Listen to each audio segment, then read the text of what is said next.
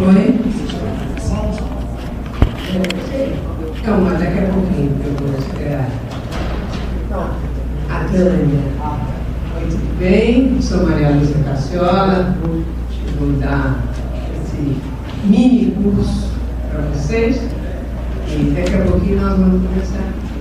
Esperando chegar, porque hoje eu tive muita dificuldade de estacionar, eu acho que os outros também, ou vamos chegar aqui, porque acho que é o dia do calor, e é o primeiro dia do Mackenzie, o segundo você me falou. Então, eu acho que eu pensei que o Mackenzie precisa atrasar um pouco para começar a ser mais tranquilo para nós. Mas está bem complicado. Então, precisa chegar mais cedo, eu estar muito preparada para chegar mais cedo. Não tem lugar, né? Lotado. Mas aqui nós estamos tranquilos. Então, daqui a pouco eu vou.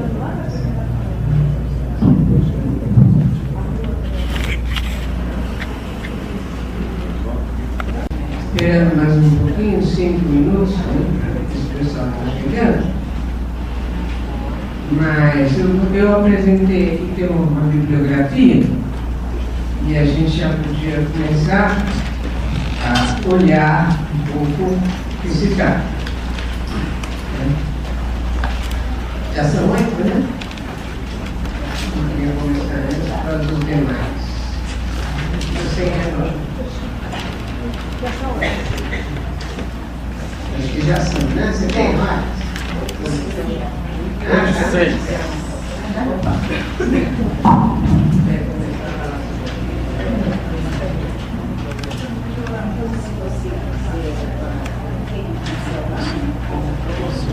Bem?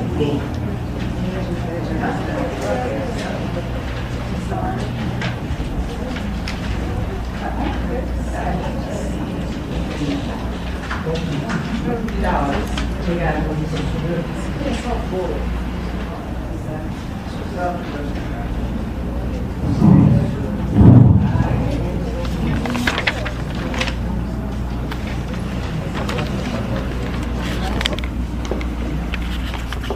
Bom, hoje eu vou me dedicar a fazer uma introdução ao que nós vamos ver, que é uma espécie o problema da contemporaneidade do pensamento de Schopenhauer, especialmente do pensamento estético de Schopenhauer, mas apenas para recapitular, para vocês rememorarem o Schopenhauer, eu vou fazer uma introdução sobre o pensamento de Schopenhauer e as suas ligações, né, com a história da filosofia, mais precisamente. Isso será necessário, a meu ver, né, inserir o Schopenhauer, mostrar a inserção dele na história da filosofia, né, para se pensar à luz das suas reverberações na contemporaneidade.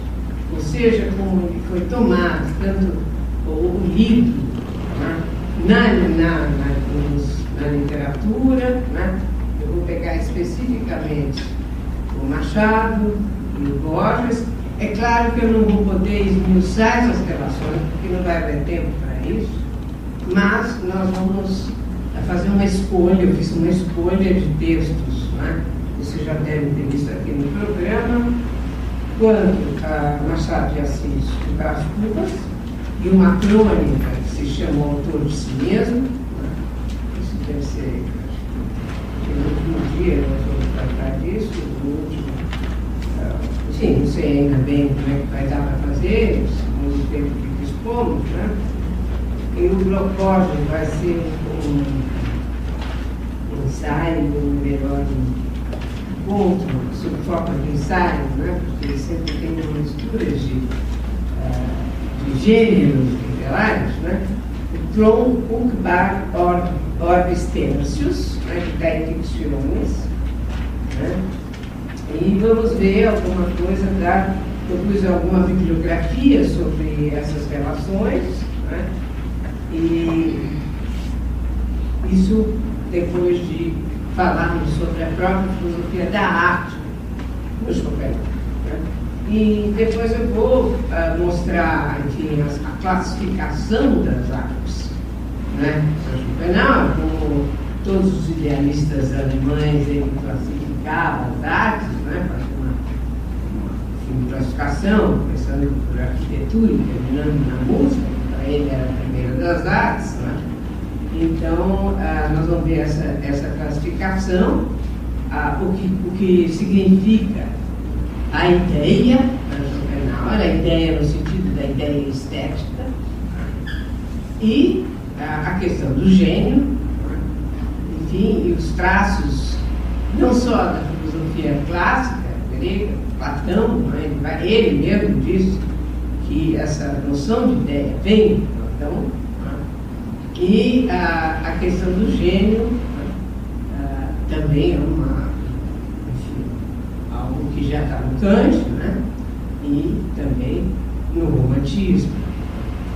Então, nós vamos ver essas noções que são fundamentais e depois vamos dar um salto mortal aqui dos mais contemporâneos. Né?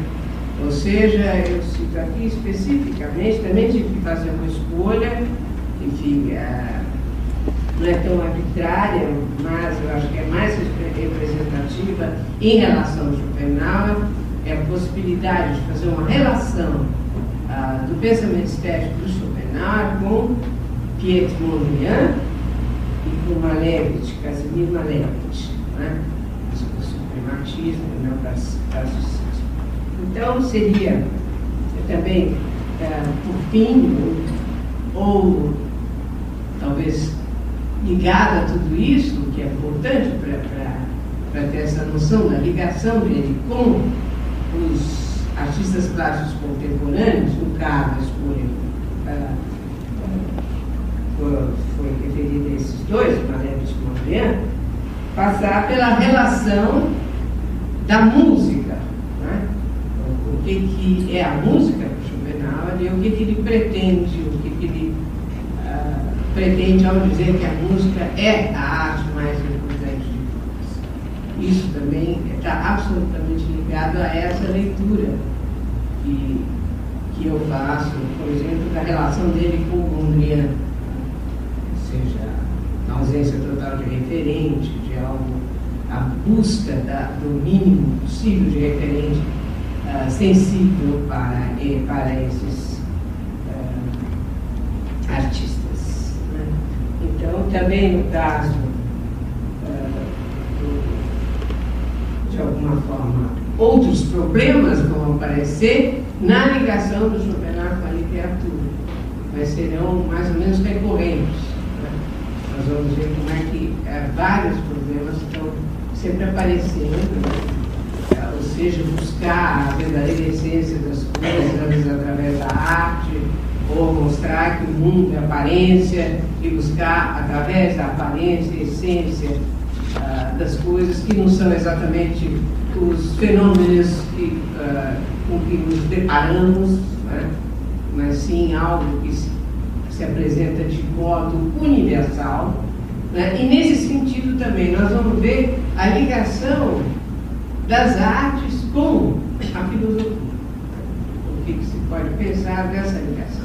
Já que o Schopenhauer mesmo dizia que a filosofia dele tinha uma dupla direção. Ela era tanto ciência quanto arte. Né? E ele dizia que era só dele e de Platão, né? Que poderiam ser vistas como ciência e arte ao mesmo tempo. Né? Então, bom, todo mundo sabe que o Schopenhauer é famoso por escrever bem, né? O que não é o caso de todos os filósofos da época, né? São bastante criticados por justamente a sua linguagem difícil e muito amarrada, né? Como, por exemplo, o Hegel, né? Que é criticado pelo próprio Schopenhauer. Estou falando de meu, estou falando em nome do Schopenhauer. E o Kant também tem um estilo bastante difícil ou seco, árido, segundo se pode constatar, a partir do período crítico. Né? Porque quando Kant escrevia os textos pré-críticos, né, era realmente muito mais interessante do ponto de vista da leitura, né? Do ponto de vista literário. Por exemplo, as observações sobre o verbo sublime, né? Antes da... E na terceira crítica, talvez ele volte um pouco a essa maneira de escrever mais agradável, vamos dizer. Mas a primeira crítica, talvez por se tratar de epistemologia, né? Não só metafísica também, mas é uma linguagem difícil, palavras muito grandes, enfim. Mas o Schopenhauer era justamente ele, e segundo um comentador dele, ele foi relegado a segundo plano, ou terceiro ou quarto, enquanto filósofo, uma das razões teria sido ele escrever bem demais. Muito claro. Né? Então, o Schopenhauer é aparentemente muito fácil, se vocês tomarem o mundo com vontade de representação, que é a obra magna dele, né, está aqui citada na primeira chamada bibliográfica, vocês vão ver que é muito costodilha. Tanto assim que essa obra figurava, né, nas bibliotecas, sei lá, do começo do século passado, né, ou por aí, como se fosse um romance. Chegava-se a ver nas estantes, muito com vontade de representação, do lado das obras literárias. Então ele tinha realmente um apelo ali, embora não houvesse muitas traduções. O que nós temos em matéria de tradução, né, é uma tradução portuguesa, que tem e agora, desde 2005, uma tradução da Unesco, que é feita por Jair Raposa, desculpa, que fez o primeiro livro do Mundo com Vontade de Representação. Porque o Mundo com Vontade de Representação tem uma primeira edição, que é essa aqui, né? Composta por 4 livros. Né? No terceiro, que nós temos a Metafísica do Belo, isto é, a Filosofia da Arte, e ainda há o que a gente poderia chamar de segundo livro, ou o que é chamado de os suplementos, né? Que são a segunda edição. Só que em vez de destruir a primeira e fazer uma segunda, ele deixou as duas.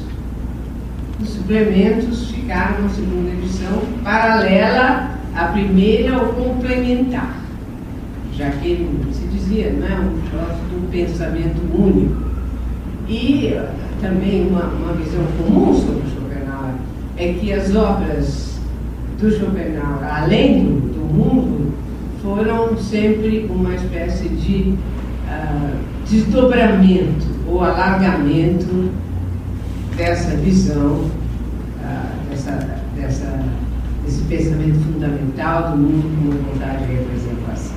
Né? Então, inserindo um pouco na história da filosofia, ele é alguém que vem 100 anos depois de Kant, né? E ele toma Kant como sendo o gênio, seu grande mestre, né? Mas, ao mesmo tempo, ele faz uma crítica bastante forte a Kant, né? Querendo corrigir os erros do gênio. Ele chamou Kant de gênio, a palmeira solitária, que cresceu longe dos demais, né? O gênio mesmo, que tinha um pensamento absolutamente original, né? E que fez uma revolução no modo de pensar, né? Ou seja, a famosa revolução copernicana, né? E o Schopenhauer segue o Kant, né? Ele diz, é o meu mestre, porém ele resolve corrigir, né, os erros do mestre. E ele diz, entre eu e Kant, nada aconteceu. 100 anos depois. Então ele achou que ele que era o grande intérprete do Kant. E isso é claro que a gente pode ter uma leitura diferente, né? mas essa eu estou sempre falando em nome da leitura que ele faz do grande mestre. Mas é interessante, inclusive, no final dessa primeira edição, há um texto que é um complemento que se chama Crítica da Filosofia Kantiana, e que é muito interessante para quem fizer o paralelismo, ver os erros que ele aponta. Inclusive, não é uma coisa só da cabeça dele, Schopenhauer. Essas críticas que são feitas, as objeções, já eram objeções correntes na época, e que vinham dos próprios contemporâneos mais imediatos de Kant. Por exemplo, considerar um dos problemas sérios que apareceram foi conseguir a leitura dos comentadores dizia que o Kant achava que a coisa em si era a causa do mundo. Ora, já que ele mostra que a causalidade é uma categoria, ele diz, como é que eu posso aplicar uma categoria que deve ser apenas aplicada à experiência, que só pode ser aplicada à experiência fora da experiência, já que a coisa em si é justo aquilo que está fora da experiência. Então, se ela é em si, ela não pode ser experimentada. Ela não é para nós. Então, ela não pode ser a causa, porque eu só posso aplicar essa categoria de causalidade como algo que faz parte do conhecimento, né? Ou que é condição de possibilidade de conhecimento, algo que eu possa conhecer. Agora, a coisa em si, dizia o Kant, é um X desconhecido. Então, eu não posso dizer que ela é causa de nada. Eu não posso nem dizer que a ela eu posso aplicar a categoria de realidade. Eu não poderia, a rigor, essa é uma das objeções, uma das mais famosas. E essa foi feita pelos contemporâneos e pelos imediatamente sucessores de Kant, né? Pelo cético Schulze, né? O Jacobi, né? Que estava na posição de um realismo, assim, empirista, né? E, enfim, e foi retomada depois pelos seguidores idealistas de Kant, pelos famosos pós-kantianos, né? Fichte, Schelling, Hegel, né? Retomaram a mesma crítica, ou de uma forma argumentando com variações, de forma diferente, com modulações diferentes, porém, o Schopenhauer não estava, vamos dizer assim, sozinho, isso quer dizer que ele não estava sozinho fazendo a crítica do mestre, mas que toda a filosofia posterior a Kant foi tendo a sua leitura própria de Kant. Então não há uma homogeneidade. Há problemas que foram detectados em conjunto e em comum. Porém, são tratados de modo diferente, as modulações são diferentes e os resultados também são diferentes. O nome comum, idealismo alemão, deixa muito a desejar. É muito difícil igualar ou dizer que Fichte, Schelling e Hegel seriam homogêneos, né? Seriam idealistas no sentido de ter uma única visão das coisas. Então seria o caso de nos determos, né, quando formos estudar a história da filosofia, em cada um deles, para ver, apesar dessa comunidade de nomenclatura idealistas pós-kantianos, o quanto eles são diferentes. E Schopenhauer, a meu ver, era um idealista também, mas um idealista atípico. E talvez aí também esteja uma das razões, não só escrever bem, como eu coloquei, mas uma das razões pelas quais ele foi olhado com uma certa reserva em algumas épocas, né? Dando muito mais uma certa preeminência para o seguidor dele, vamos dizer assim, entre aspas, o Nietzsche.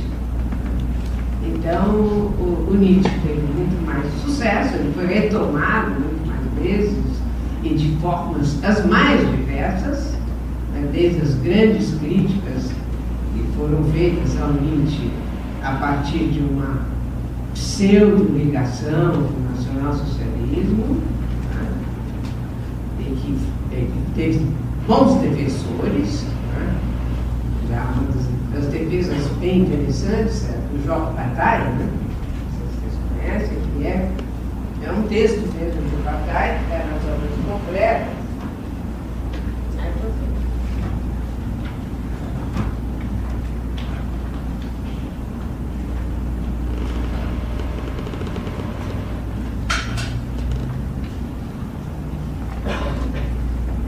Chama Nietzsche e o nacionalsocialismo. As obras completas do Bataille estão só em francês, então é Nietzsche e nacionalsocialismo, né? Então aqui com a mistura, né?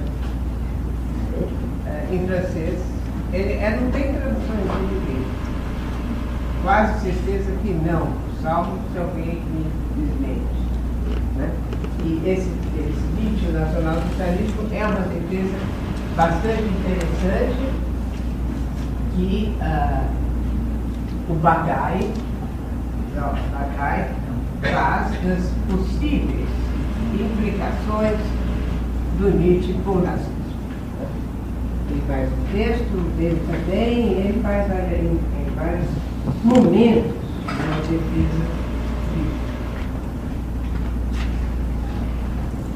defesa do Nietzsche não ser nenhum precursor do nacionalsocialismo.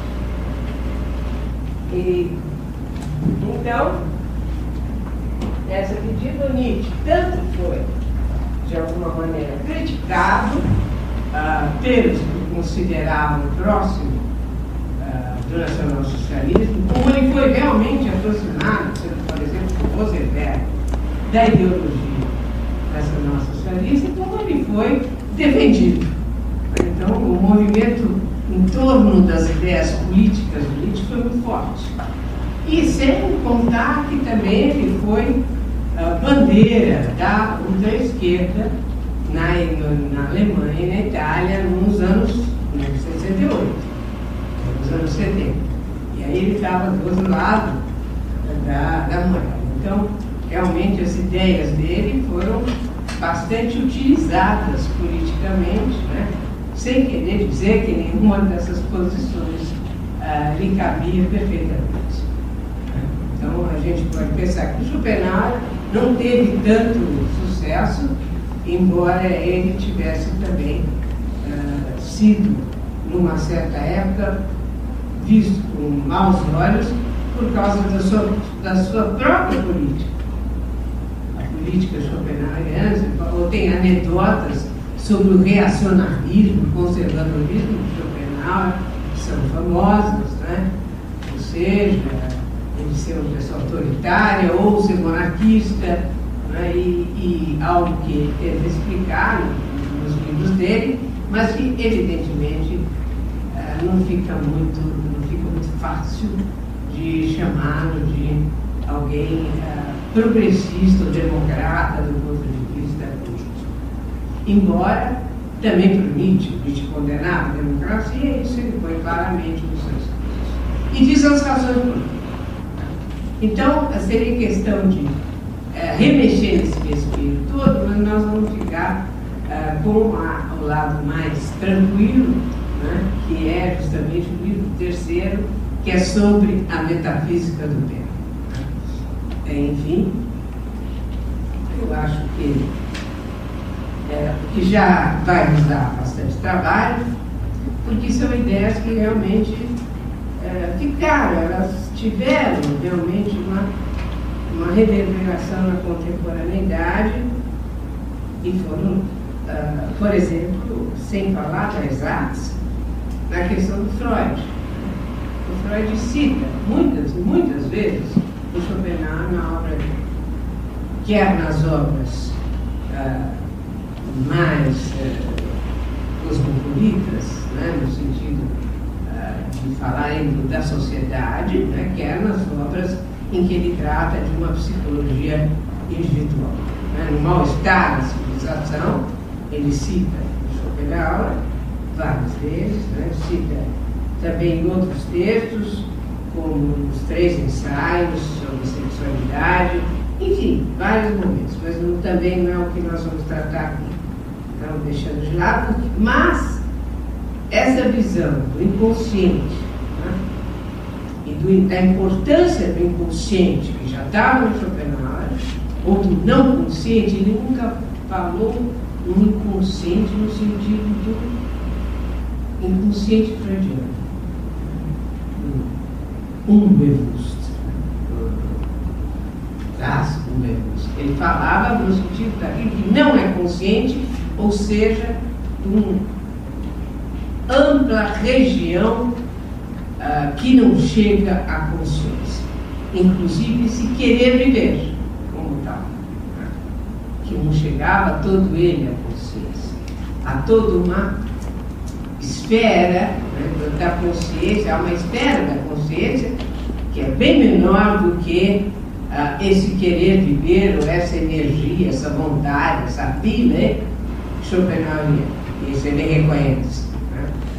Querer viver tem a primazia para ele sobre o intelecto.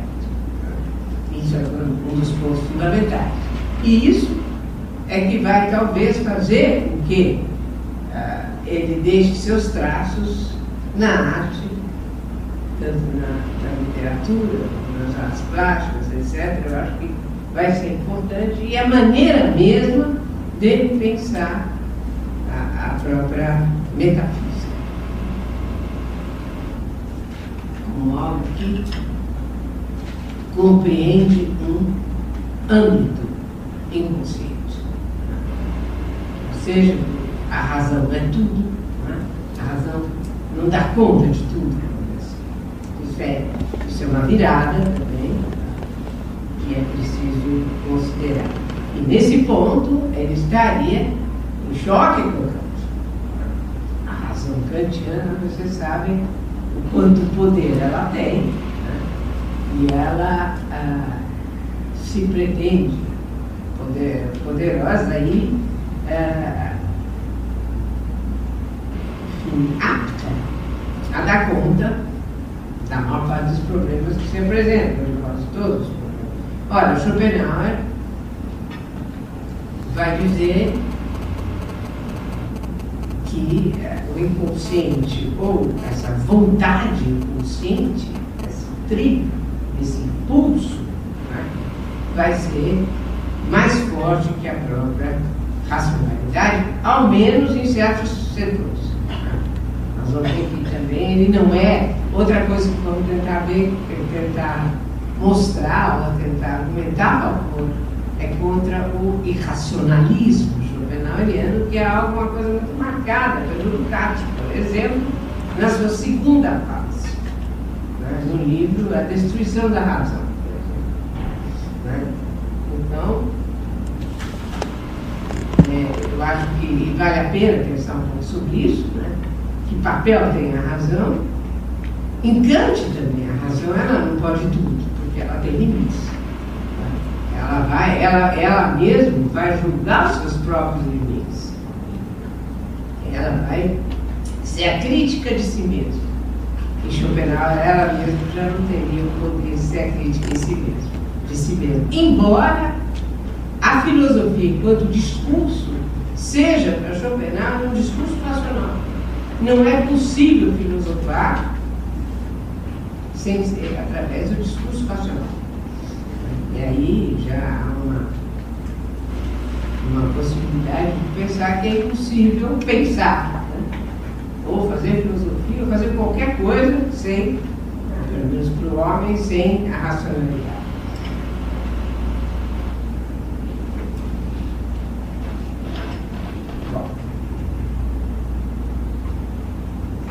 Então, o que o Schopenhauer traz de modo manifesto para a reflexão filosófica é essa inversão da importância da razão em relação à vontade. Vontade, quando a gente fala em vontade, a gente pensa numa deliberação consciente. A vontade schopenhaueriana está longe de ser uma deliberação consciente. ela é um tri, um impulso, né?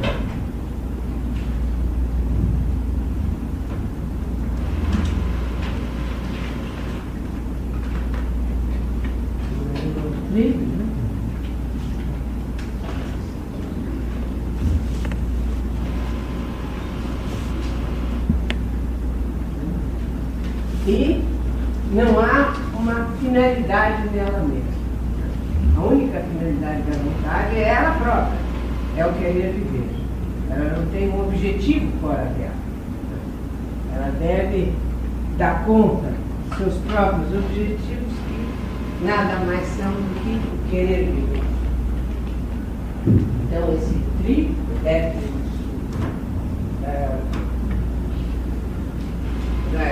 ou esse ímpeto, ele também vai falar na vontade como um drama, que é um ímpeto, né? Nessa corrente romântica, né? Tempestade e ímpeto, né? Estudo um drama. Então a vontade é também esse trem, e não passa pela ideia de uma deliberação consciente. Essa deliberação consciente só vai existir na vontade humana, porque ela é sempre acompanhada por um intelecto.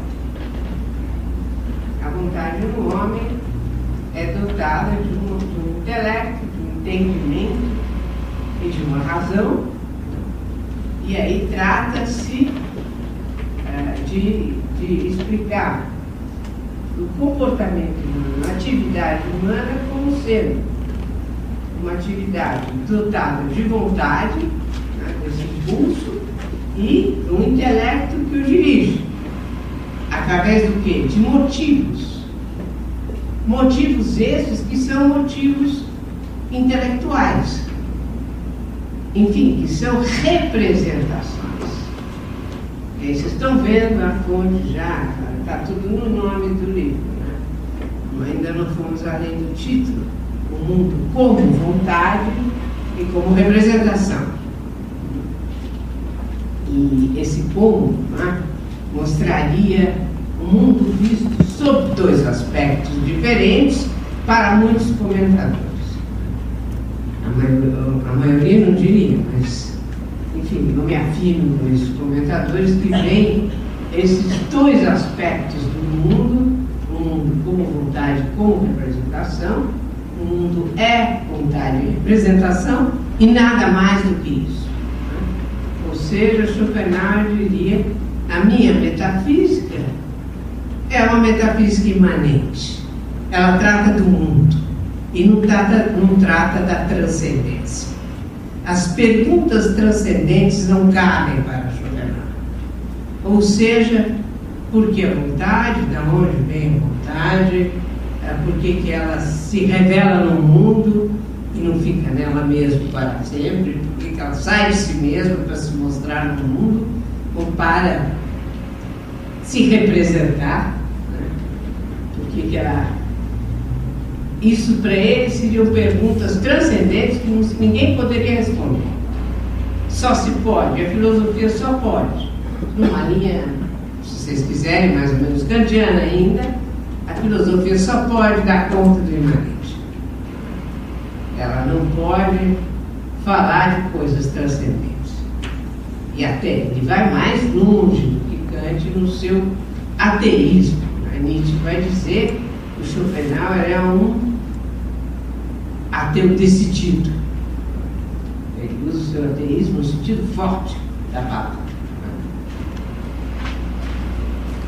Não se pode falar, não se pode falar do suprassensível, não se pode falar de a metafísica. A metafísica de Schopenhauer é uma metafísica que se baseia, segundo ele, na própria experiência. Então vocês vão ver como assim. A metafísica não é aquilo que está para além da experiência, a metafísica, além da física. E o Schopenhauer vai nos dizer que quem tomou metafísica, um deles foi Kant, por algo que está além da experiência, se enganou pela etimologia da palavra apenas, né? E se esqueceu de levar em conta na metafísica a experiência que para ele seria a melhor fonte de explicação daquilo que é o mundo. A saber, né? Fora do mundo nós não podemos dar uma resposta sobre o mundo e nem fazer perguntas sobre o mundo. Só podemos fazer perguntas sobre o mundo no mundo e respondê-las nele mesmo. Então, se você sai do mundo, você não tem mais chance de falar. Você tem que ficar. Então, o discurso racional é um discurso referido, um discurso abstrato, sempre. Ele trabalha com abstrações, com conceitos, né? A filosofia é um discurso conceitual, né? Ela trabalha com conceitos abstratos, com representações abstratas, e não com representações empíricas, não com o particular, mas sim com o universal, né? E ela tem que explicar as coisas, ou seja, ela não pode explicar cada coisa, mas ela vai explicar as coisas a partir do conceito, de um nome comum, né? dessas coisas que se apresentam, a partir dos gêneros, né? E não a partir dos indivíduos. Porém, da onde viria essa dualidade intelecto e vontade? Representação e vontade. De um lado, as representações, segundo ele, têm um parentesco, ou ele assimila ao que Kant chama de fenômeno. Só que há uma diferença bastante grande. É o intelecto que representa, o intelecto pode ter as representações individuais, empíricas, né? A representação de uma coisa, né? E uma representação geral, que seria o gênero. Né? E as representações gerais, vamos dizer assim, seriam essas representações abstratas, que trariam as características comuns a uma série de indivíduos, a uma série de particulares. Então, a filosofia só pode tratar com conceitos abstratos, tanto quanto a ciência. Mas, para o Schopenhauer, a representação, ela vai dar a mera aparência. Ele vai dizer que o mundo tem a textura de um sonho, já que ele é representação, é mera representação. E quais são as características da representação para ele? A representação, ela tem dois polos, é evidente, sujeito e objeto, e é o sujeito que representa. E o que ele representa? Ele não tem, ele representa um objeto, porém, não há uma distinção, e é interessante, entre a representação e o objeto. O objeto é a representação e a representação é o objeto. A partir daí não há um referente fora da representação. A representação, na verdade, ela não espelha alguma coisa que está fora dela, mas ela é o próprio objeto. E quem faz isso, quem cria essa objetividade, é o próprio intelecto. E como? Através das formas que são o tempo e o espaço. Através da causalidade. Ou seja, para eu pensar num objeto fora de mim, distingui-lo do meu íntimo e dizer que esse objeto não é apenas algo que se passa no meu interior, ou um sonho, ou algo que eu imaginei, né, e que permanece fechado em mim mesmo, né, para pensar num objeto fora de mim no espaço. É o meu intelecto que tem que operar através da lei da causalidade. Como isso? Olha, eu tenho uma sensação, me diz, essa sensação é uma sensação surda, vegetal, ela não remete a nada. Com essa sensação não posso dizer se ela é minha, se ela é de fora, se ela é uma dor minha. Eu não posso falar na realidade nada a partir da sensação. Então, o que o intelecto vai fazer? Né? Ele vai remeter essa sensação ao espaço, a algo fora de mim. Vai, então, produzir uma representação. Ou produzir um objeto, lançar um objeto fora de mim. Objeto, quer dizer, eu estou lançando diante de mim alguma coisa. Então, não haveria um resto, que ele iria chamar de resto dogmático, que seria aquele referente, que não se sabe o que é. Um objeto que veio não sei da onde. From outer space. O objeto é uma representação do sujeito que conhece. Então, a diferença de Kant e isto, para, enfim, se livrar da objeção que faziam a Kant da coisa em si como causa. Ou seja, um objeto ao qual uma representação se referisse seria um objeto que seria algo em si mesmo. Então, seria ele, então, uma coisa em si? Estaria fora do campo do conhecimento? Então, como é que poderia causar uma representação que é algo no campo do conhecimento? Isso ter-se-ia que aplicar a causalidade, fora do campo dela. Então, o cuidado de Schopenhauer era justamente ultrapassar essa crítica que era feita a Kant. Então, ele vai pensar num objeto, ou seja, numa representação que não tivesse um referente independente do campo do conhecimento. O que se conhece é representação. Eu sou sujeito da representação e o representado é o meu objeto. Então, os polos da representação são dois, sujeito e objeto. Nada mais. Então, qual a garantia de que esse mundo que eu vivo seja um mundo que tem a realidade em si? Ele vai dizer, e por isso esse idealismo schopenhaueriano, pelo menos no mundo considerado como representação, que o mundo é a minha representação e eu sou o sujeito que representa, e o sujeito é o suporte do mundo. É aquele que carrega, o trigger da liberdade. O sujeito é aquele que carrega o mundo. Ora, e aqui ele vai trazer um problema seríssimo.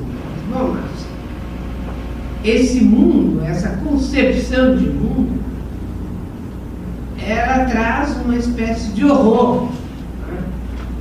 Que é aquele de dizer, bom, então o mundo é um mero sonho, ele não tem nenhum significado. Né? Ele pode ser como não ser, eu não sei, né? Ele é uma mera representação do sujeito, ele não tem garantia de realidade. O que eu sei desse mundo é que eu posso até explicá-lo cientificamente. Por quê? Porque ele deixa em aberto, eu posso perfeitamente fazer a relação entre essas representações. E com isso eu construo a ciência, por exemplo. Mas nada me garante, né, que esse mundo tem um sentido, um significado. Igualmente, qual seria o significado moral desse mundo. Então, isso causa um certo horror nas pessoas ter que admitir que o mundo é apenas a minha representação. Desde que ele não vai ter um Deus que o garanta, desde que ele não vai ter nem... Como é que ele vai ter um significado moral? Se nem há algo como uma coisa em si que garanta a sua realidade.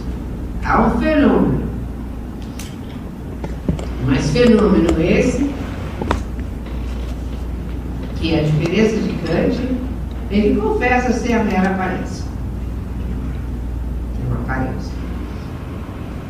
Então ele vai buscar um outro ponto de vista, que é o ponto de vista da vontade, o mundo como vila, que seria correspondente à coisa em si de Kant, e que poderia, então, garantir um sentido para o mundo. Esse mundo, então, como vontade, como vila, ou como querer viver. E esse querer viver é buscado aonde? Na vontade humana. É a vontade de cada um de nós. É algo que nós constatamos imediatamente, segundo ele, essa verdade metafísica, que nós temos essa vontade, que essa vontade se revela em nós como vida e como corpo. O corpo é o lugar mesmo dessa vontade. Ou seja, ele vai dizer, o sujeito de conhecimento não é apenas uma cabeça larga, o sujeito filósofo, ele vai dizer, não é possível filosofar apenas pelo conhecimento. O filósofo não é uma cabeça larga, sem corpo. Ele tem seu corpo. Então, se eu quero falar em alguém que pensa, eu tenho que falar que esse sujeito que pensa, ele é um indivíduo, porque ele tem o cérebro, que faz parte do corpo, e o conhecimento também é algo que pertence ao corpo. Ele é um organismo. E todo o querer viver, você pode chamar Elan Vital, para chamar um póster e usar uma palavra anacrônica bergsoniana, dele, é o seu próprio corpo e a sua atividade corporal, seus atos de vontade. Schopenhauer vai dizer, os atos de vontade são idênticos aos atos do corpo. Ou seja, se eu levanto um braço, isso é um ato de vontade. E é um ato do corpo, ao mesmo tempo. Só há atos do corpo se houverem atos de vontade e vice-versa. Também outros atos de vontade, que não seriam o movimento corporal, seriam as sensações de dor, de prazer. Também pertencem à vontade. Também fazem parte do querer viver. Também respondem a esse ímpeto. Então, curiosamente, o Schopenhauer vai buscar esse outro lado do mundo, para poder dar ao mundo um significado moral. E esse fisiologismo, ou seja, essa maneira que ele tem de trazer o cérebro como um lugar mesmo do conhecimento, o cérebro que faz parte do organismo, que tem um cérebro, que desenvolve um cérebro, e ele usa essa linguagem fisiológica, isso é que o torna, como eu disse antes, um idealista atípico. Ou seja, entre todas as considerações fisiológicas e também as considerações de ordem das espécies, do inorgânico, do orgânico, fazendo parte desse movimento da vontade. A vontade é algo que se representa também nos seres vivos, nos seres inorgânicos, a vontade não está só no homem, mas como ela é um impulso, ela está em toda a natureza. Toda a natureza é vontade, inclusive o inorgânico. Vocês vão falar, uma pedra não tem vontade. Vontade deliberativa não, mas ele diria como é que a pedra manifesta essa vontade? Através da gravidade, do peso. Então seriam as forças mecânicas que no mundo inorgânico traduziriam essa vontade.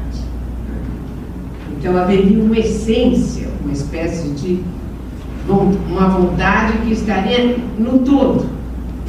Mas isso é uma espécie de panteísmo, um panteísmo sem Deus. O panteísmo, como muitos acusaram Schopenhauer de um telos em tudo, seria de querer viver.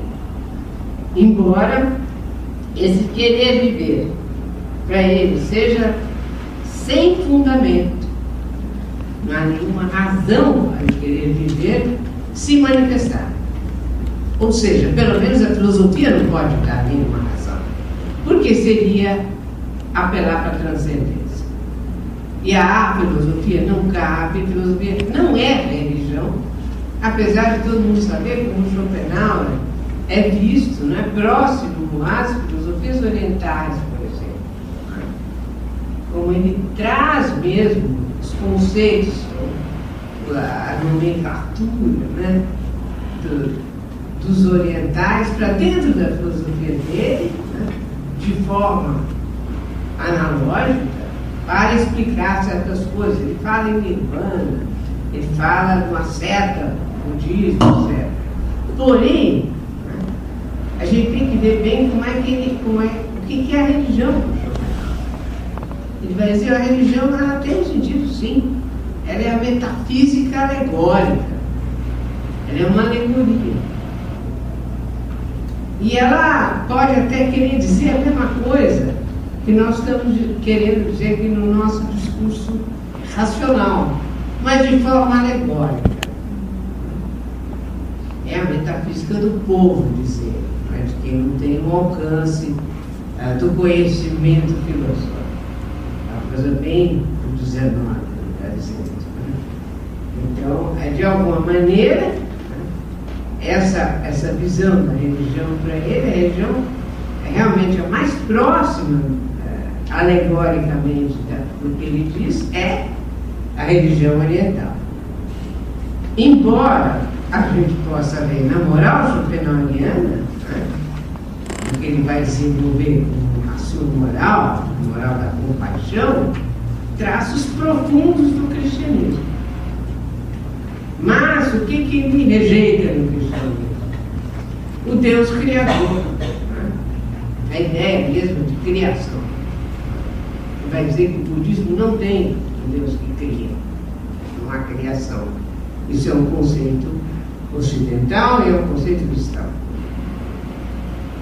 Então, essa estratégia, vamos dizer assim, de ir ao Oriente, né, ela tem também um sentido bastante claro.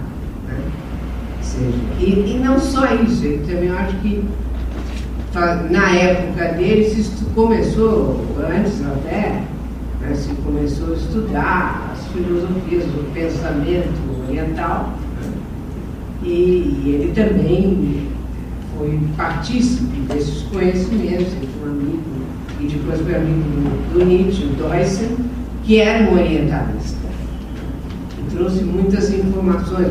Ele leu os Upanishads, né? Ele leu os Vedas, mas ele leu em traduções. Ele não sabia sânscrito. E ele leu até numa tradução Anquetil de Perron, uma tradução francesa. Embora já na Alemanha, nessa época, houvesse esse Deussen, por exemplo, que era um orientalista conhecido. Então, o sujeito, né, não pode ser tomado como causa do mundo, ele é o suporte do mundo como representação, mas ele não pode causar o mundo, porque há essa outra contrapartida, esse outro aspecto do mundo, que é o mundo como querer viver. E o sujeito que conhece a vontade, porém até um certo ponto. Ele conhece a vontade não como uma entidade, né, metafísica transcendente, mas através do próprio corpo dele, dos próprios atos de vontade, dos seus atos corporais e das suas sensações de dor, de prazer, etc. É a vontade tal como ele a conhece.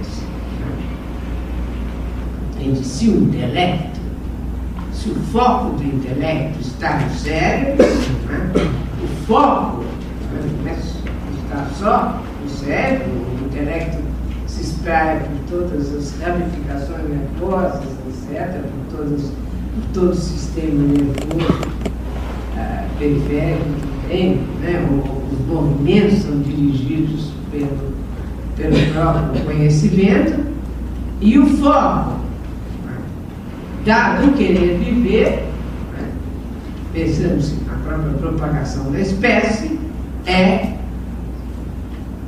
são os órgãos genitais. Ele vai localizar como centros, né, de que se expande, pelos quais se expande o querer viver, né, o centro do órgão genital, do lado da vontade, e o intelecto do lado da representação, do conhecimento. Então, por outro lado, ele vai dizer, bom, mas se nem o mundo, se nem o sujeito cria o mundo, é causa do mundo, né? Também, por outro lado, o querer também não é causa do mundo, né? Não é causa da existência do mundo. Ou seja, nem o sujeito, nem o objeto, né, podem ser tomados como causa do mundo. Se eu considerar que a causa do mundo seja a representação, seja a vontade, eu vou estar caindo numa posição dogmática, né? Ou seja, eu não vou respeitar essa diferença e esses dois aspectos que se revelam através do conhecimento e através do querer viver. Ou seja, no homem, esses dois aspectos têm que estar presentes. Sem esses dois aspectos, não se pensa, nada se constrói, nem a sociedade, nem o Estado, nem o pensamento, e nenhum progresso, nada que possa ser feito, nenhuma tecnologia, nenhuma ciência, não é? Nada pode ser feito sem esses dois aspectos. E, quando nós estamos, embora a vontade possa ter a primazia, ela não é a causa de tudo. É preciso pensar que para poder se explicar o mundo é necessário pensar no conhecimento, no intelecto. Não se pode reduzir a um dos aspectos. Né? Por isso essa teoria dos dois aspectos é algo que, de certa forma, ajuda, pelo menos, a explicar, a ler Schopenhauer. Então, Schopenhauer mostra que, aliás, a questão de uma causa como fundamento do mundo é um falso problema, pois o conceito de causa, como eu já disse, é inoperante fora da representação. E assim que a relação causal só se efetiva no tempo e no espaço, denotando uma mudança do existente num momento e num lugar determinado. O que é causa? A causa explica uma mudança. E uma mudança que se dá na experiência, e não fora dela. Ou seja, eu não posso achar uma causa transcendente. A causalidade explica algo que se passa na imanência, não é para explicar o conceito de mudança. Né? um movimento que é uma mudança de lugar, né? Nada mais é que a mudança de lugar. Então, a causa se dá através do tempo e do espaço, denotando uma mudança existente num momento e num lugar determinados, e nunca uma primeira origem.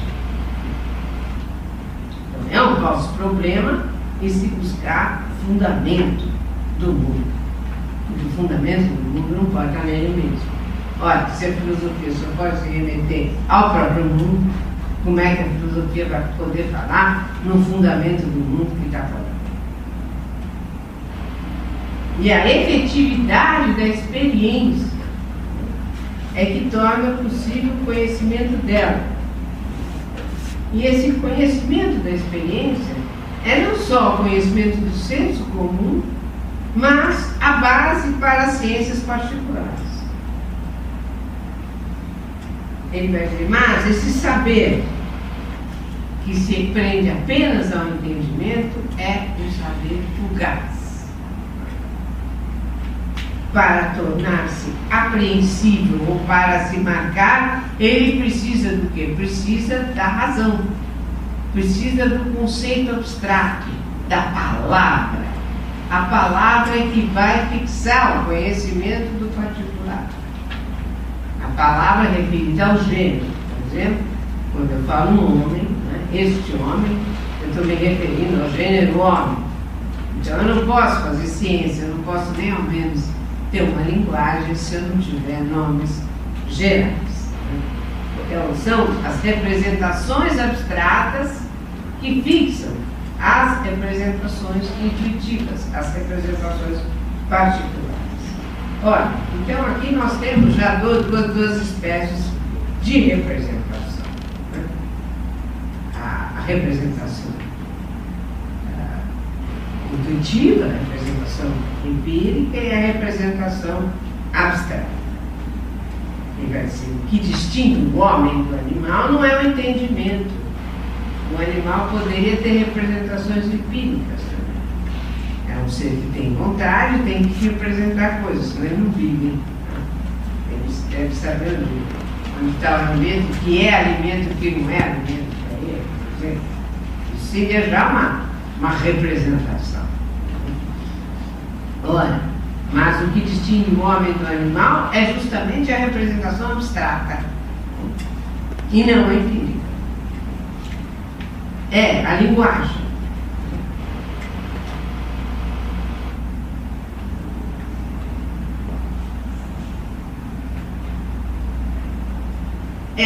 Para Schopenhauer, então é preciso pensar que a filosofia só pode ser um conhecimento de conceitos, como eu já falei, um discurso ou um logos, que são sinônimos de razão para o filósofo.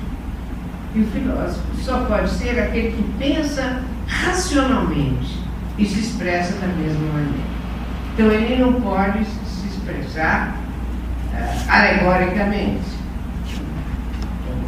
O religioso não é um filósofo nesse sentido. Há uma separação, embora possa haver uma confluência de sentidos e significados entre a religião e a filosofia, a linguagem é diversa. É uma outra linguagem.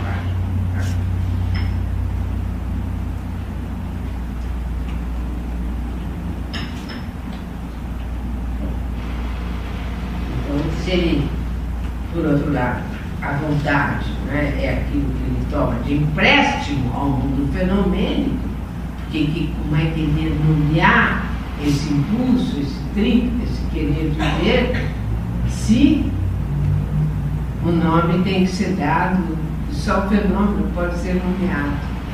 Como ele está fazendo filosofia, ele é um filósofo, ele tem que usar a sua razão, ele vai ter que buscar um nome no mundo da experiência. Então, na experiência de cada um, isto é, no seu próprio querer, no querer de cada um, no próprio querer humano, que é a vontade. Então, essa palavra misteriosa, vontade, nada mais é do que um empréstimo de nome que ele faz do fenômeno que se dá em cada um. do querer viver que está em todos nós. E nós podemos pensar, né?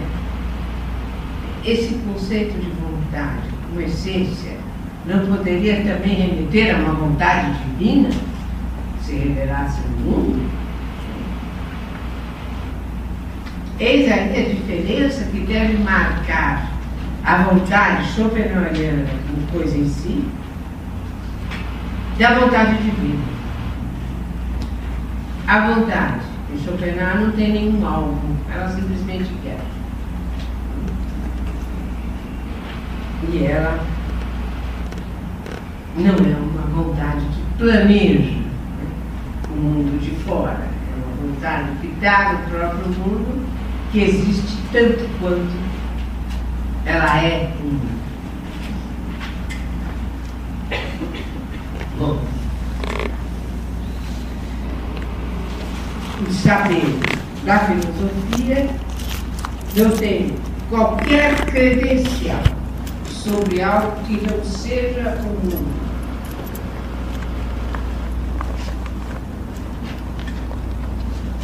Não tem o que se situe para quem ou além.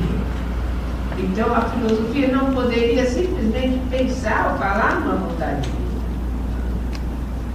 É uma vontade que está presente, não se sabe como que ela aparece, é uma vontade que está no próprio mundo. E nas próprias palavras de Schopenhauer, trata-se de desvendar o enigma do mundo dentro do próprio mundo e não fora dele. Então, embora nós tenhamos que distinguir a vontade, esse querer viver, de uma vontade individual, meramente individual, é necessário pensar que essa vontade ela está presente em cada vontade individual. E ela é simplesmente o querer viver que permeia todos os fenômenos do mundo. O que se revela nos próprios atos, na própria atividade em geral. No mundo em geral. Ora, então, a virada schopenhaueriana é, segundo Cassirer, uma inversão, eu cito Cassirer, uma inversão da ordem habitual das ideias que foi estabelecida na filosofia de Descartes. E essa inversão da ordem habitual das ideias já teve seus precursores antes de Schopenhauer. E o Cassirer vai mencionar Locke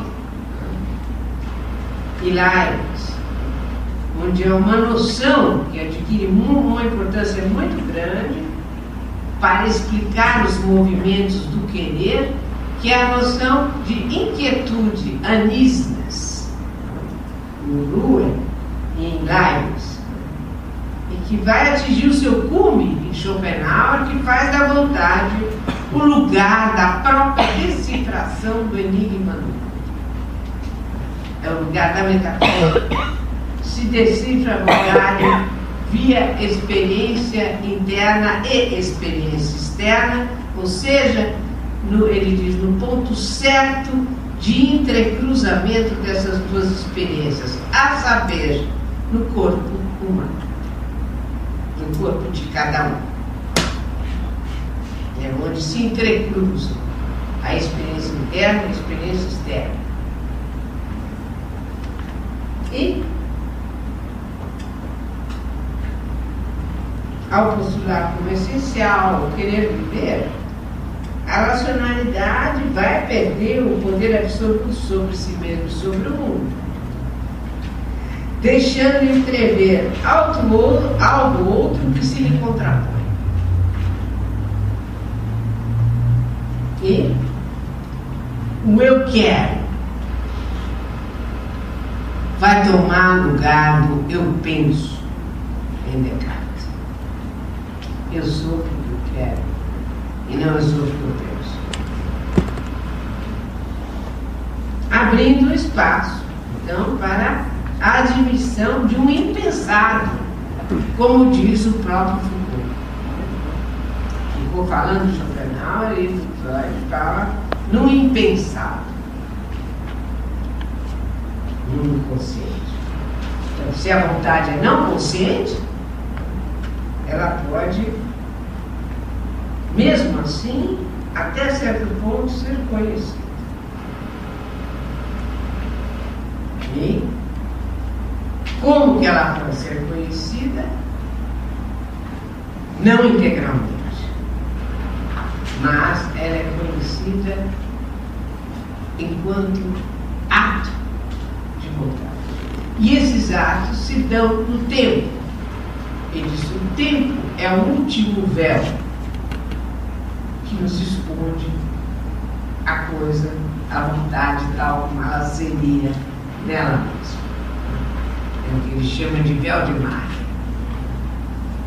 O tempo não se pode, nós não podemos ultrapassar o tempo para chegar à vontade tal como ela é em si mesma. Porém, essa metafísica imanente, ela vai ter uma contrapartida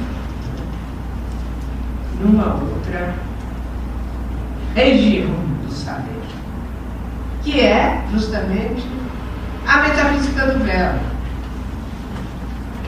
ou seja, que nós poderíamos chamar de estética, e que ele desenvolve no terceiro livro do Mundo como Vontade e Representação. Então, nesse terceiro livro, sobre a metafísica do véu, vocês vão ver um novo caminho, uma nova possibilidade de conhecimento. Ou seja, chama-se metafísica do véu, porque o Schopenhauer está se referindo à apreensão estética como um conhecimento. Não o conhecimento como o senso comum das ciências, mas o conhecimento de uma outra natureza. Mas ainda assim é um conhecimento. Senão você não poderia chamar de metafísica do véu. O véu traz um conhecimento específico, que não é um conhecimento do particular. E não é apenas um conhecimento, e não é também um conhecimento conceitual como o da ciência.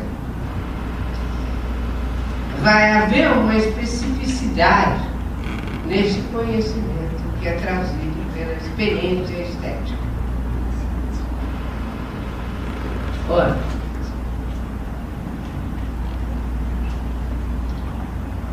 vamos então retornar para a ideia de que, quando Schopenhauer no primeiro livro diz que o mundo é minha representação, essa proposição enuncia claramente um ponto de vista idealista, em que o eu, como nós vimos, é tomado como suporte do mundo.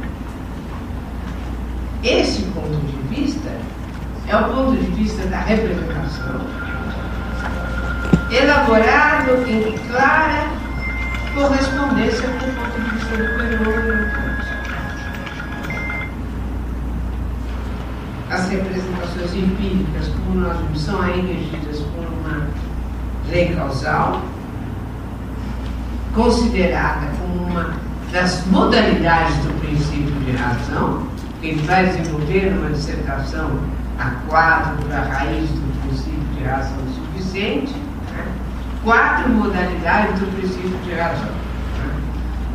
A modalidade que explica a experiência, que é a causalidade, que é a lei do devir, né? A modalidade do conhecer, que é a lógica, né? A modalidade do tempo e do espaço, que ele chama de princípio de razão suficiente do ser, e por último, aquela que explica os atos humanos e que mostra a confluência dos motivos com o caráter. Ora, as decisões que nós tomamos, portanto, tem, em última análise, quem decide é a vontade. Ou seja, o intelecto nos apresenta um leque de motivos.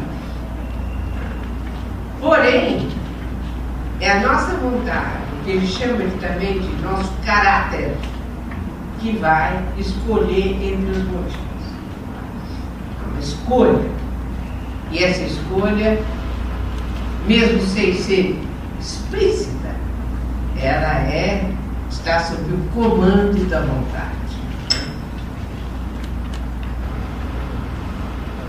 Vou dar um exemplo que alguém que sai de trabalho, né, poderia ir para casa direto, parar no bar para tomar uma cerveja, ou vir fazer o curso na Maria Antônia, ou ir embora para sempre, comprar cigarro e nunca mais aparecer. Não, hoje ninguém compra cigarro, simplesmente ir embora sem nenhuma razão suficiente.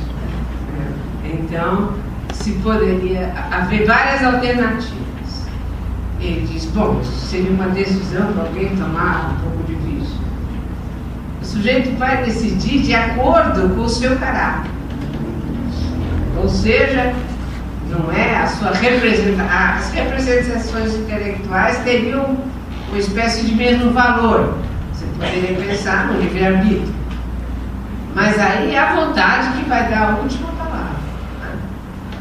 Então, de acordo com o seu caráter, a pessoa irá em busca de alguma coisa diferente, ou vai para casa, ou desaparece no mundo. Não seriam opções possíveis. Mas quem manda é este caráter.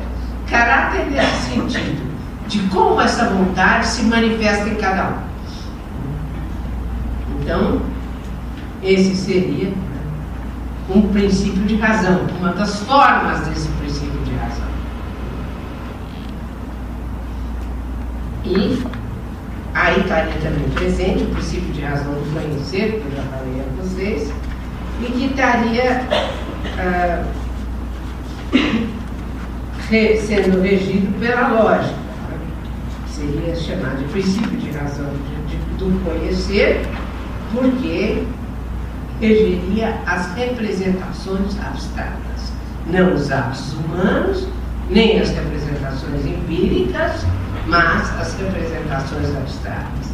Então, através do princípio do devir, da causalidade, você poderia explicar as relações entre os fenômenos e construir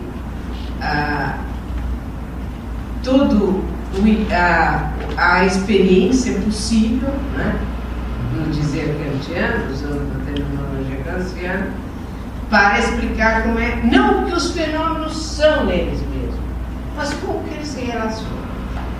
O que seria já o meio caminho para chegar na física. Depois aplicar os conceitos abstratos, as palavras, as universais, senão você não teria chance de fazer uma ciência. A ciência também precisa das representações abstratas.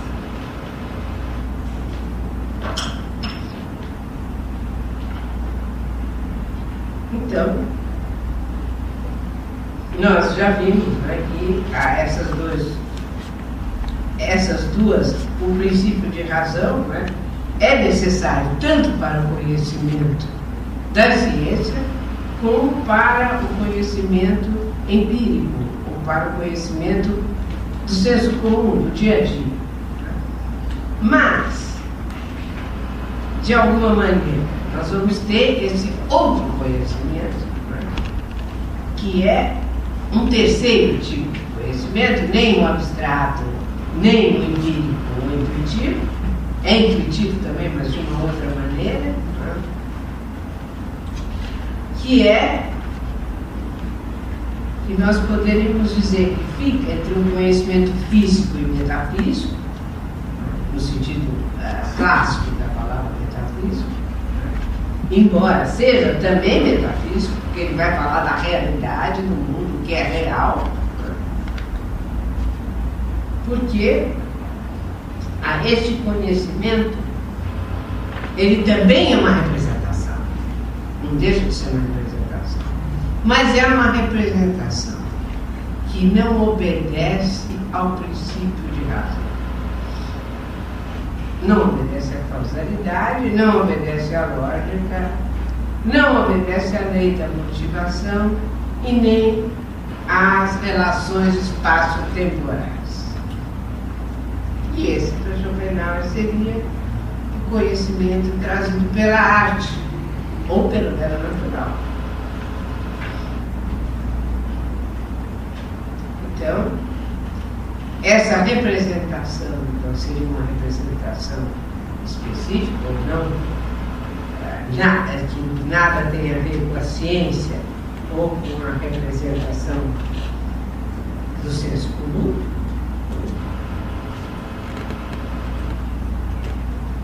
E ela nos daria a conhecer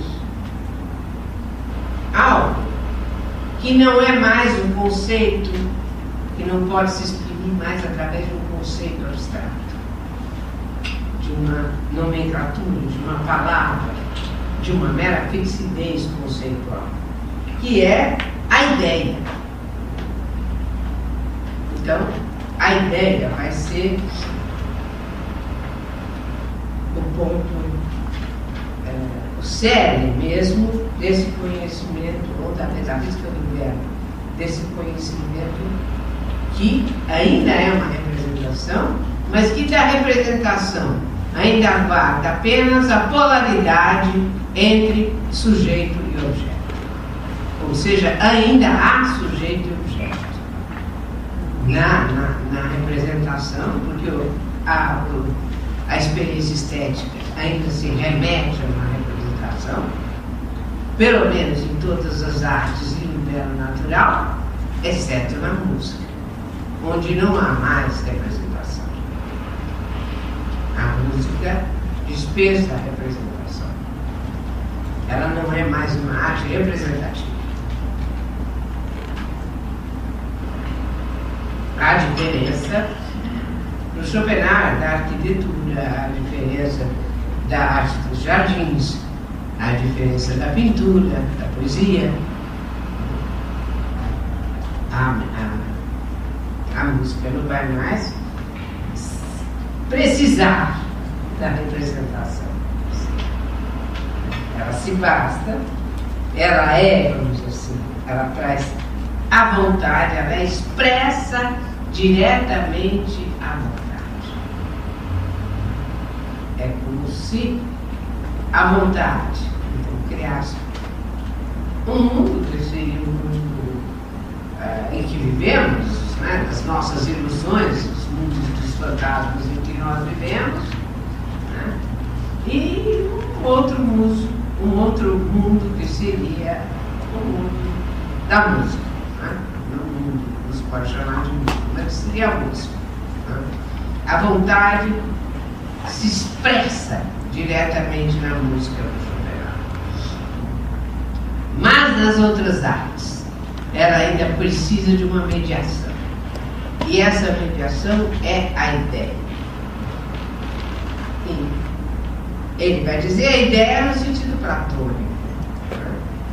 Ou seja, a ideia no sentido arquétipo, né, das coisas, né? Aquela que traz a verdade das coisas que são cópias, dos fenômenos empíricos que não têm realidade. Então, esse conhecimento estético, que é a metafísica do belo, ela traria o conhecimento de uma objetivação da vontade que corresponderia a uma verdade. Não uma verdade lógica, mas uma verdade do que a coisa seria nela mesma. Então, a representação estética não é condicionada empiricamente, não estando submetida nem ao espaço, nem ao tempo, nem à causalidade. Tampouco se remete ao conceito e à série das razões lógicas, não se dando, pois, abstratamente. A ideia não é uma abstração. Ela apresenta a ideia definida como primeira objetividade da vontade. Isto é, sua apresentação objetiva e que, portanto, dá um conhecimento verdadeiro, não filtrado pelas formas que condicionam o fenômeno. Formas essas: espaço, tempo, causalidade, as condições que o Kant chamaria de condições de possibilidade do conhecimento. É um conhecimento direto, intuitivo, portanto, e que não se remete a explicações, a conceitos abstratos, né? Às relações entre objetos. É uma representação de tipo especial. Então, é por meio dessas representações estéticas que se expõem as ideias, que se dá o acesso ao real de modo imediato e, pois, intuitivo. Por isso, metafísica da arte, ou metafísica do belo. Nós vamos ver depois, há uma diferença entre a beleza e a sublimidade, o belo natural e o belo artístico, mas sempre se pensando nesse modo de conhecimento intuitivo, né? E nesse não ter necessidade dessas condições de possibilidade do conhecimento que são referidas quer à ciência, quer ao conhecimento de todos os dias, cotidiano. E ele vai ver, nesse conhecimento, um conhecimento contemplativo. E, no caso, o sujeito deste conhecimento, né, desse conhecimento estético, não vai ser mais o indivíduo dotado ou composto de corpo e conhecimento, mas o puro sujeito desinteressado do conhecimento. Então, essa palavra sujeito desinteressado, o desinteresse, tem uma força muito grande, porque para chegar ao real, aquilo que é verdadeiro, né, é necessário abandonar os interesses, né, que nos movem para obtermos o que precisamos. Cada um de nós precisa no mais imediato. Né? Ou seja, o Schopenhauer está pensando numa estética em que haja uma atitude contemplativa e que não haja um interesse. Ou seja, o ato estético, a experiência estética, tem que, para se dar, ela tem que deixar de lado os interesses cotidianos. Ou seja, obter algo para si mesmo, seja no caso, por exemplo, da vida do dia a dia, sei lá, alimentar-se, viver em geral, ou ter poder, prestígio, ou se lançar. No momento dessa experiência estética propriamente dita, é uma experiência contemplativa, sem dúvida. Vocês vão falar, isso é contemplação? Não há dúvida que é, porque a arte vai ser o que Schopenhauer chama de quietivo da vontade. Ela é um passo para se chegar à ética. Ou seja, na ética, o que se pretende? Se pretende ver que a vontade, como uma única essência, né, não há uma distinção entre um indivíduo e outro. Então, a atitude mais descabida seria o egoísmo. Por quê? Porque o egoísmo, embora ele seja a regra geral, ele se esqueceria da verdade metafísica que todos temos a mesma essência, todos somos o querer, e que o carrasco e a vítima são eu mesmo. Então, se esqueceria dessa verdade fundamental, né? Que o querer viver é o querer de todos. É o querer de todos da mesma espécie. Então, isso que eu disse no início, que apesar do Schopenhauer ser ateu, né, e deixar bem claro isso em toda a sua filosofia, está presente uma virtude cristã, que é a compaixão, né, e suas irmãs, a caridade e a justiça. Então, é uma moral elevada de cristianismo. Né? Os críticos ao cristianismo, como Nietzsche, vão pegar firme nesse ponto. Né? O Nietzsche, justamente, vai falar mal da compaixão, muito, muito mal, né? Vai dizer que a compaixão é algo que rebaixa o ser humano. Você tem compaixão de alguém que está numa pior, vai junto. Então, desculpe que eu tenho que baixar, né? É mais ou menos isso, a compaixão diminui em todos os seres, vamos dizer assim. Há uma diminuição, um abaixamento, né? E, enfim, a compaixão não é algo bem-fazente, mas é algo que não traz. É claro, o Nietzsche faz a crítica do cristianismo, mas, então, se ele faz a crítica do cristianismo, nada como criticar as virtudes cristãs. Está coerente. Ora, Schopenhauer não. Então, para ele, a arte é um degrau para se chegar nesse quietivo da vontade, ou para se deixar de lado os interesses próprios, o próprio egoísmo. Então, há esse momento, mas esse momento é muito breve. A experiência estética dura muito. Então, ela não resolve a questão. Na verdade, quem vai resolver a questão é só a negação da vontade e o quarto livro do último, vontade e representação. Mas essa negação da vontade é provisória.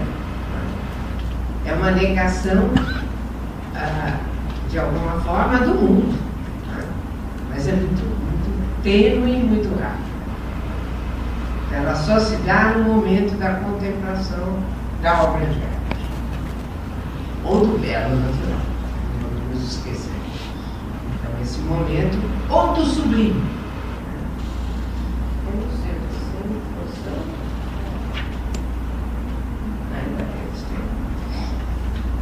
Então, o que fica bem marcado aqui é que é uma, sem dúvida, concepção de arte do Schopenhauer, é uma concepção contemplativa em que o que é privilegiado não é a matéria, mas sim a forma. Há um privilégio da forma. Ou, por exemplo, na poesia, vai dizer, as palavras usadas na poesia são as palavras da linguagem comum. Né? As palavras são as mesmas. Porém, o arranjo dessas palavras é que vai dar-lhes um outro significado. Né? Esses elementos, ainda sensíveis, são ainda palavras, ainda tem a sonoridade, elas são ainda sensíveis da maneira como elas aparecem arranjadas, né? A forma em que elas são dispostas é que dão a essas palavras o estatuto de estarmos diante de um texto poético, de um texto literário, certo? Né? Então, há vamos dizer assim, um certo salto, né, entre o uso comum das palavras e o uso poético das palavras. Para dar um exemplo das diferenças. Ou seja, se eu também vejo, eu quero representar simplesmente algo, uma cópia de alguma coisa, né, da natureza, isso para ele não é arte. Ou seja, arte não é cópia. A arte tem que revelar a ideia da coisa. Ou seja, se eu estiver pintando uma árvore, eu tenho que pintar a árvore e não o singular. Essa é a maneira dele se expressar, para chegar à verdade daquilo que eu estou criando. Aí é o gênio, né? O gênio vai ser para ele o olho claro do mundo, né? Aquele que tem essa possibilidade de transpor, né, essa barreira do conhecimento comum, né, e chegar a essa verdade da coisa. E nós vamos ver um pouco melhor a figura do gênio, né? A figura do gênio, o gênio tem que ter um intelecto muito forte, né? Mas também tem que ter uma vontade forte para manter essa atividade do intelecto. Embora na segunda obra dele, Nos Parenta, vai haver uma certa mudança nesse pensamento sobre o gênio. Mas o gênio, ele se distingue, o conhecimento dele é diferente do conhecimento das outras pessoas, porque ele é capaz de criar, de produzir a obra de arte. E nessa atividade, o gênio é uma figura de todo o romantismo, uma figura do século XIX, bastante conhecida. Ele trata o gênio como aquele que tem um intelecto poderoso e um cérebro muito, muito forte também, né? Ou seja, também tem uma base fisiológica para ser gênio, né? Ele vai pensar no tamanho do cérebro, algumas coisas que hoje ficam um pouco estranhas, né? Mas há essa base. Mas o gênio também é alguém que pela sua pela particularidade do seu conhecimento, pelo tipo de conhecimento, ele tem uma série de características, e uma delas é estar muito próximo da loucura. Já que a forma dele ligar as coisas pode não ser tão comum. E justamente como Schopenhauer vai explicar a loucura como uma falha da memória, uma espécie de buraco da memória, né? Ou seja, uma dificuldade de estabelecer as ligações que são feitas normalmente, né? E preencher essas lacunas com outro conteúdo, né? O gênio também vai ter muita dificuldade na vida prática. Ele vai ter porque ele pode, no dia a dia ele pensa como qualquer um, mas se ele estiver criando, né, ele vai ter uma dificuldade em conciliar, e às vezes até no dia a dia ele vai ser um pouco próximo da figura do outro, né? Então não se espanta isso também é um pensamento romântico. A genialidade, a loucura como coisas próximas, o artista e o louco, e isso são coisas.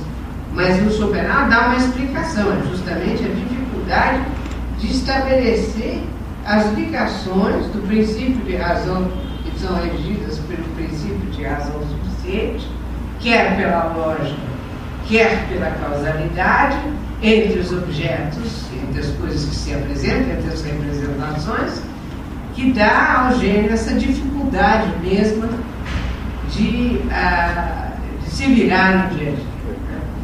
Ele traz certas peculiaridades. Mas, em compensação, ele é o olho claro do mundo. É ele que apresenta o mundo, que apresenta. A apresentação do mundo passa pela figura do gênio. Ele traz justamente não esse mundo como aparência, mas ele vai buscar a ideia do mundo. Ele traz à tona a ideia do mundo através dessa primeira objetividade da vontade que ele é capaz de atingir. Então, aí vocês vão dizer, mas a vontade é aquilo de mais forte que há, né? É aquilo que nos leva a ter interesse o tempo todo, né? Nós somos absolutamente interessados em cada um dos nossos gestos, interesseitos, se vocês quiserem, né? Interessados, né? Mas, como é que, justamente, a ideia, né, que ela sendo a objetivação da vontade, isso seria um paradoxo. E ela é aquilo que justamente afasta da vontade e ao mesmo tempo apresenta a vontade. Como que é possível isso? Ora, a ideia, né, você teria a vontade não mais enquanto ativa, enquanto dominante, mas a ideia significa justamente o contrário, né? Essa dominação do intelecto que está presente na figura do gênero. Ou seja, é a vontade que se apresenta no intelecto e para o intelecto. Não na forma de um conhecimento comum, mas na forma de um conhecimento daquilo que é o mais real. Ou seja, a ideia platônica, o arquétipo das coisas que eram elas cópias. Então ela apresenta aquilo que é mais real, porém filtrada pelo intelecto. Não pelos modos do conhecimento comum do intelecto, a causalidade, a lógica, mas por uma intuição direta. Como algo que ele vai falar nos Parerga, que é a obra complementar dele, né? Nas vários textos, né, sobre vários assuntos, os mais variados, e que vai justamente, ele vai falar nos Parerga, né, nessa posição do intelecto como sendo filtro mesmo dessa vontade, ou do interesse, pelo menos, do interesse da vontade. A vontade, ela aparece como, ela tem essa possibilidade de apresentação, né, através do intelecto, numa representação. Ainda é os sujeitos que se representam. Porém, o que acontece no momento da experiência estética? Na própria ideia. E aí que é interessante, porque aí não ficam sujeito e objeto incólumes, como polos da representação. Há uma espécie, no terceiro livro vocês podem ver isso, há uma espécie de curto-circuito na própria representação. O sujeito e o objeto coincidem. Ou seja, não são mais polos opostos, mas eles são o mesmo. Ou seja, eles se unem naquele momento, no instante ou da criação estética ou da fruição. Ou há uma junção do sujeito com o objeto. Não se pode falar mais em objeto como objeto de uma representação empírica. Não é mais o Gegenstand, né? No sentido do objeto empírico, que, aliás, não tinha uma existência própria, mas ele era uma representação. Tinha existência enquanto representado, enquanto Foster. E, justamente, aqui eu acho que a gente tem que dar um pouco a palavra e ver a palavra representação.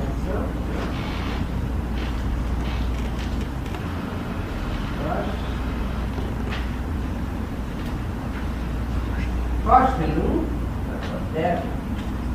que é estéreo, é puro. E por diante de si, objeto. Então, aqui é uma coincidência de nome entre a representação e o objeto. Ora, muitos dizem, bom, a tradução das línguas latinas é a representação. Mas, essa tradução não diz bem a palavra, os historiadores falam no livro dele sobre Kant, que é crítica de Kant, que é apresentação, cordialmente. É representação da ideia que você está representando algo preexistente. Quer dizer, na própria tradução representação, você já tem uma leitura da palavra. No Schopenhauer, realmente, é difícil pensar isso. Você diz, bom, não tem um objeto que está sendo representado. A representação é o próprio objeto. Como é que você pode pensar em representação? É uma apresentação. Mas eu acho que. Mas não é possível mudar essa tradução. Isso seria a confusão universal. Ora, a representação está dita, só pode apenas explicar que não dá para pensar exatamente uma representação.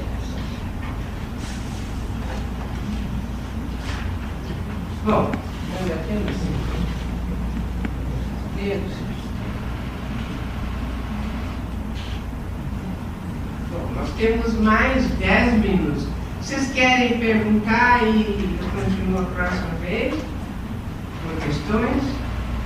Talvez alguma coisa não ficou bem clara, muita coisa não ficou bem clara. Mas eu espero esclarecer aos poucos. Dissipando. Para poder chegar. Bom, eu fiz essa introdução hoje para poder falar um pouco nas escolhas, nas ressonâncias do Schopenhauer na arte, na literatura também, e na poesia, e na música, e nas artes plásticas. Né? Eu achei que isso seria importante, senão a gente não ia ter noção dessa, onde se encaixaria a estética ou a metafísica do belo dele, ia ficar muito complicado. Então eu peço que a gente hoje se dedique um pouco a esclarecer aquilo que ficou obscuro, né? Para poder depois continuar mais só em termos de perguntas. Sem cerimônia, por favor. Você consegue escutar? Consigo. Mas você não quer o microfone para os outros escutarem também? Eu consigo mesmo. Né?